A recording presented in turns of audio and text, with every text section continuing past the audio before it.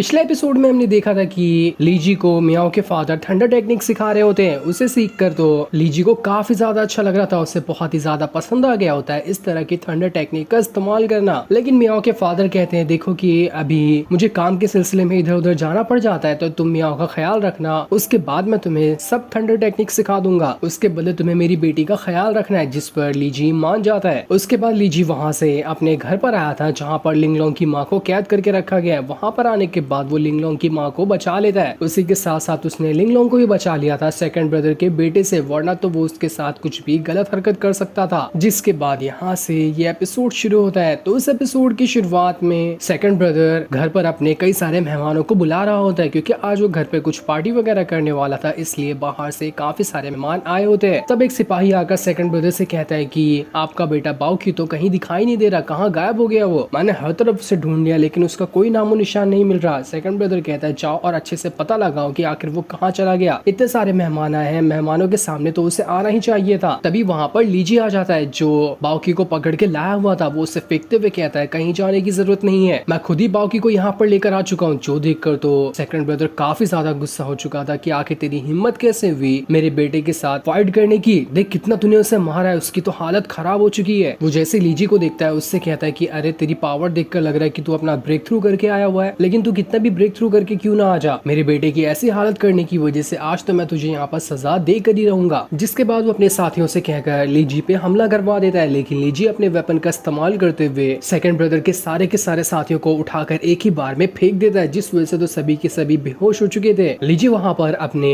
Weapon के अंदर से पावर निकालते हुए वहाँ पर आए हुए जितने भी मेहमान होते हैं उन सभी को सेकंड ब्रदर की हरकत बता रहा होता है कि आखिर सेकंड ब्रदर ने क्या किया और मैंने क्यों उसके बेटे को मारा है। सभी को लीजी कहता है कि सेकंड ब्रदर ने लिंगलोंग की माँ को काल कोठरी के अंदर कैद कर दिया और उसका बेटा लिंगलोंग के साथ गलत हरकत करना चाह रहा था। वो तो एकदम सही टाइम पे मैं पहुंच गया, अगर मुझे आने में थोड़ी सी देर हो गई होती तो न जाने लिंगलोंग का क्या हाल होता। यही वजह थी कि मैंने बाउकी को इतना ज्यादा मारा है। वहाँ पर आए हुए सारे मेहमान हैरान रह जाते हैं कि क्या सच में सेकंड ब्रदर इतना ज्यादा घटिया आदमी है, हमें नहीं पता था कि ये इतना घटिया निकलेगा, हम तो इसे अच्छा समझ रहे थे। सेकंड ब्रदर लीजी से कहता है देख मुझे यहाँ पर पता है कि तू मुझसे और मेरी फैमिली से नफरत करता है, इस वजह से तू यहाँ पर गलत गलत चीजें दिखाकर हमें बदनाम करना चाहता है, तेरे ये सारे पैतरे मुझ पर आज नहीं चलने वाले। तभी वहाँ पर लिंगलोंग की माँ भी आ जाती है। वहाँ पर आने के बाद वो सेकंड ब्रदर और बाकी सारे लोगों से कह रही थी अच्छा अगर लीजी झूठ कह रहा है तो तुम सारे लोगों को उतनी सच्चाई क्यों नहीं बता देते कि तुमने खुद यहाँ पर मुझे काल कोठरी के अंदर कैद करके रखा था, मैं यहाँ पर ना तुम्हारी और भी करतूतों के बारे में बता दी हूँ। वहाँ पर आए हुए जितने भी मेहमान होते हैं उन सभी को लिंगलोंग की माँ बता रही होती है सेकंड ब्रदर को ये राजगद्दी अपने बड़े भाई को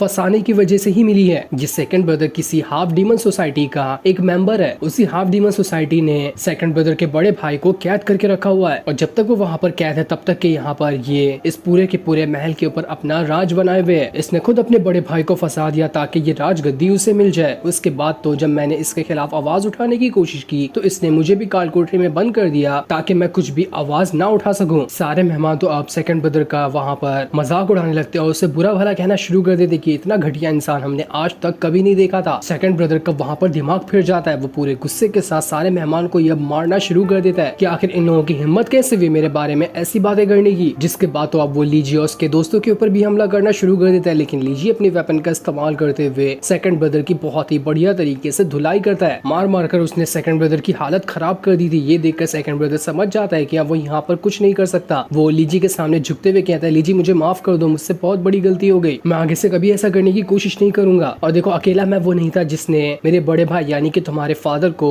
कैद करके रखा है, उस हाफ डीमन सोसाइटी का मेंबर लिनसोंग भी है। लिनसोंग ही यहाँ पर मुझे सपोर्ट करता था सारे काम करने के लिए, उसके कहने पर ही मैंने तुम्हारे फादर को कैद किया और उस हाफ डीमन सोसाइटी का मेंबर बना। तुम चाहो तो लिनसोंग को पकड़ो और उसे मार मार कर उससे पूछ लेना कि आखिर हाफ डीमन सोसाइटी के लोग कहाँ रहते हैं, तुम वहाँ पर जाओगे तो वहीं पे तुम्हें तुम्हारे फादर मिलने वाले हैं। इसलिए अब तो मुझे छोड़ दो, मैं इससे ज्यादा कुछ नहीं जानता, जितना मैं जानता था मैं सब तुम्हें बता चुका हूँ। जिसके बाद सेकंड ब्रदर को जैसे एक हल्का सा मौका मिलता है वो उस मौके का फायदा उठाते हुए लीजी के ऊपर हमला करने की कोशिश करता है, लेकिन लिंगलोंग की माँ आकर वहाँ पर सेकंड ब्रदर पे हमला करके उसकी वहीं पर जान ले लेती है। इस वजह से तो सेकंड ब्रदर का अब यहाँ पर पूरी तरह से खेल खत्म हो चुका था। सेकंड ब्रदर के खत्म होने के बाद वहाँ पर लिनसोंग आता है जो कि तालियां बजाते हुए आया था। वो यहाँ पर लीजी से कह रहा था लगता है किसी ने मुझे यहाँ पर याद किया, जब कोई मुझे याद करता है तो मैं तो वहाँ पर पहुंच ही जाता हूँ। लीजी वहाँ पर लिंगलोंग और उसकी माँ से कहता है कि तुम दोनों यहाँ से चले जाओ, तुम्हारा ना लिनसोंग के साथ कोई भी मैटर नहीं है, मेरा ये पुराना दुश्मन है इसलिए मैं इसे संभाल लूंगा। जिसके बाद लीजी और बाकी सारे लोग वहाँ से बैठे अहिना के अंदर आ जाते हैं। वहाँ पर आने के बाद लीजी लिनसोंग से कह रहा था, देख मुझे पता चल चुका है कि तू ना हाफ डीमन सोसाइटी का एक मेंबर है और उन लोगों ने ही मेरे फादर को कैद करके रखा हुआ है, इसलिए तू अगर अपनी जान की खैर चाहता है तो मुझे बता दे कि हाफ डीमन सोसाइटी कहाँ पर है ताकि मैं अपने फादर को ढूंढ सकूं, वरना तो आज मैं यहाँ पर तुझे जिंदा नहीं छोड़ने वाला। लिनसोंग कह रहा था, लगता है ना तुझे तेरे फादर के बारे में ढंग से जानकारी नहीं है, तेरा फादर एक नंबर का लूजर आदमी था, इतने बड़े लूजर का बेटा तो तू भी लूजर ही होने वाला है, तो तुझे क्या लगता है कि मैं इतनी आसानी से तुझे बता दूंगा? नहीं, आज भी तू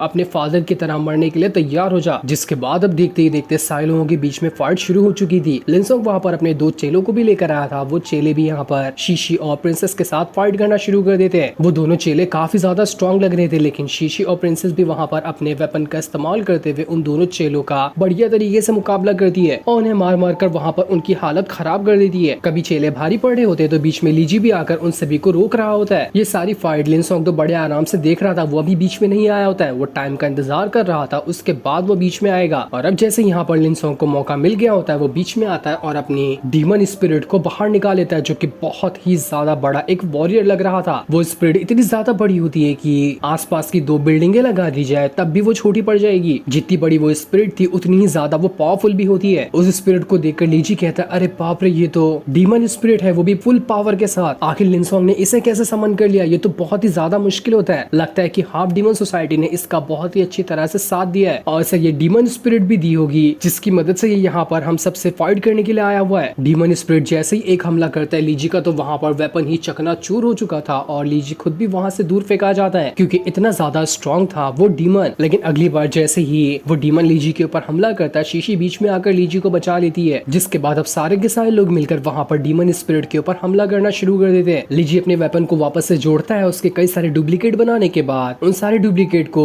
लिनसोंग की डीमन स्पिरिट की तरफ भेज देता है, लेकिन तब भी कोई फायदा नहीं होता। वो डीमन स्पिरिट तो लीजी की तरफ हाथ धोकर पड़ चुकी थी। जहाँ पर भी लीजी जाता वो उसके पास जाकर उस पर हमला कर रही होती है। इस वजह से तो लीजी की हालत काफी ज्यादा खराब हो चुकी थी, वो वहाँ पर ढंग से अब खड़ा तक नहीं हो पा रहा था। जिसके बाद एक बहुत ही ज्यादा स्ट्रॉन्ग वाला अटैक जैसे ही डीमन स्पिरिट लीजी के ऊपर करने वाली थी कि बीच में शियाओकी आ जाता है, जिस वजह से उसने लीजी को तो बचा लिया था, लेकिन वो पूरा का पूरा अटैक शियाओकी के ऊपर लग चुका था। इसकी वजह से शियाओकी की हालत खराब हो जाती है और उसकी हालत खराब होने की वजह से वो वहाँ पर गायब होने लगता है। ये देखकर लीजी को काफी ज्यादा बुरा लग रहा था। वो शियाओकी के साथ बिताए हुए पलों को याद करना शुरू कर देता है कि शियाओकी कितना ज्यादा फनी था, जो हर मोड़ पर उसका साथ देता था और उससे हंसाया करता था। जिसके बाद अब देखते ही देखते शियाओकी पूरी तरह से गायब हो चुका था। ऐसा लग रहा था कि शियाओकी मर गया, अब वो कभी नहीं आएगा लीजी के पास दोबारा वापस। इस चीज से लीजी को इतना ज्यादा बुरा लगता है, उसे इतना गुस्सा आ रहा था कि वो अपनी पूरी जान लगा देता है। वो यहाँ पर लिनसोंग से कहता है, लिनसोंग बस बहुत हो गया, आज यहाँ पर तू मरेगा या फिर मैं मर जाऊंगा, लेकिन आज दोनों में से कोई एक तो मरकर जाने ही वाला है। इसके बाद लीजी अपनी पूरी पावर का इस्तेमाल कर लेता है और अपनी पावर का इस्तेमाल करते हुए उसने वहाँ पर अपने स्पिरिचुअल ड्रैगन को बाहर निकाल लिया था। जिसके बाद वो उस ड्रैगन को सीधा लिनसोंग की तरफ ही भेज देता है। वो ड्रैगन इतना ज्यादा स्ट्रॉन्ग था कि सारी चीजों को वहाँ पर तोड़ फोड़ कर रहा था। बस एक ही अटैक के अंदर उसने वहाँ पर लिनसोंग की डीमन स्पिरिट को खत्म कर दिया होता है। ड्रैगन के सामने तो डीमन स्पिरिट टिक भी नहीं पाई थी। डीमन स्पिरिट का खत्म होने की वजह से लिनसोंग कमजोर बढ़ जाता है, इसलिए अब वो सीधा का सीधा लीजी के पास आ जाता है उससे फाइट करने के लिए। लिनसोंग वहाँ पर अकेला पड़ चुका था और लीजी, शीशी और प्रिंसेस तीनों मिलकर लिनसोंग के ऊपर अटैक पे अटैक किए जा रहे होते हैं। इतने सारे लोगों का अटैक यहाँ पर लिनसोंग थोड़ी देर तक तो संभाल पा रहा था, लेकिन ज्यादा देर तक के संभालने की वजह से उसकी हालत खराब हो जाती है। उसका पूरा थोपड़ा सूज चुका था मार खा खा के। लिनसोंग अपनी पूरी जान लगा देता है ताकि वो यहाँ पर लीजी के अटैक को रोक सके, लेकिन लीजी बहुत ज्यादा गुस्से में था शियाओकी, इसलिए वो इतना स्ट्रॉन्ग अटैक वहाँ पर लिनसोंग के ऊपर कर देता है कि उसकी वजह से अब जाकर वहाँ पर लिनसोंग मर चुका था, उसका खेल खत्म हो गया होता है। लिनसोंग के मरते साथ ही लीजी को उसके पास से हाफ डीमन सोसाइटी का बैज मिला था। उस पर एक सिटी का भी नाम लिखा होता है, जिसका मतलब साफ था कि हाफ डीमन सोसाइटी उसी सिटी के अंदर मौजूद है और जहाँ पर हाफ डीमन सोसाइटी होगी वहीं पर लीजी के फादर भी होने वाले हैं। इसलिए लीजी अब प्रिंसेस और शीशी के साथ उस सिटी में जाने के लिए निकल जाता है ताकि हाफ डीमन सोसाइटी को खत्म कर सके। उसके बाद वो अपने फादर को भी बचा लेगा। तो वहीं हीवन के अंदर वो जो गार्डियन होता है वो एकदम ज्यादा भड़क चुका था कि अबे लीजी गधे तू क्या कर रहा है, तेरा मिशन था यहाँ पर हीवन को बनाना ना, तू यहाँ पर अपने फादर को बचाने कैसे जा रहा है, देख तुझे मैं नहीं छोड़ूंगा, तुझे पहले मेरा काम पूरा करना था। लेकिन लीजी किसी की बात नहीं सुनता और अपने फादर को बचाने के लिए निकल जाता है। आगे बढ़ते हुए उसे वहाँ पर शियाओकी की आवाज भी आ रही थी। शियाओकी उससे कह रहा था कि देखो यहाँ पर लीजी मेरी फिजिकल बॉडी डिस्ट्रॉय हो चुकी है, इसलिए मेरी अब सोल बची हुई है, तो मैं अभी तुम्हारे स्पिरिचुअल वर्ल्ड के अंदर हूँ। एक बार मैं अपनी पावर को रिकवर कर लूँ ना, तो उसके बाद मेरी फिजिकल बॉडी भी रीजनरेट हो जाएगी जाएगी, उसके बाद मैं वापस से तुम्हारे पास आ जाऊंगा। जो सुनकर तो लीजी की खुशी का ठिकाना नहीं रहता कि अरे वाह शाओकी वापस मुझे मिल जाएगा, ये तो कमाल की बात है। जिसके बाद सभी वहां से चले जाते हैं। जो सीन दिखाते ही सीजन 1 यहीं पर एंड हो जाता है। सीजन 2 जब रिलीज होगा तो मैं उसे एक्सप्लेन कर दूंगा। तब तक के लिए थैंक्स फॉर वॉचिंग।